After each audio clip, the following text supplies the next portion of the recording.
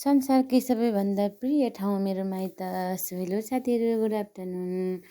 आज चाहिँ म लामो समयपछि आफ्नो बाल्यकाल बितेको अनि संसारको सबैभन्दा प्यारो ठाउँ मेरो माइत जाँदैछु।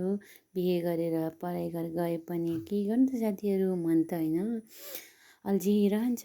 आउनुहोस् ल, आज म हजुरहरूलाई मेरो माइत जाने बाटो अनि मेरो सुन्दर माइत गाउँ माइती घर देखाउँछु ल। म चाहिँ यसरी माइत गाउँ अनि मेरो घर आइपुगेँ साथीहरू।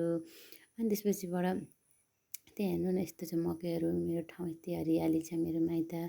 अनि सबैभन्दा साथीहरू, मेरो मम्मी हेर्नु न, मलाई बाटो हेरेर बस्नुहुन्छ जहिले म आउने भनेपछि। भोक पनि लाग्दैन, तिर्खा पनि लाग्दैन। अनि मकै पोलेर राखिदिनु भएको रहेछ। अनि त्यहाँ मेरो चाहिँ अनि परिवारै हामी आएको थियौँ, काका ससुरा देवर बाबाहरू हामी आएको थियौँ। अनि सबैभन्दा प्यारो ठाउँ, फेभरेट ठाउँ सबैजनाको हाम्रो चाहिँ यहाँ हेर्नु न, बैद्यनाथ खोलाको हावा यति मिठो आउँछ अनि सबैजना यहीँ बस्ने गर्नुहुन्थ्यो। अनि मेरो बुवाले चाहिँ बाँसको यति राम्रो बस्ने ठाउँ बनाउनु भयो।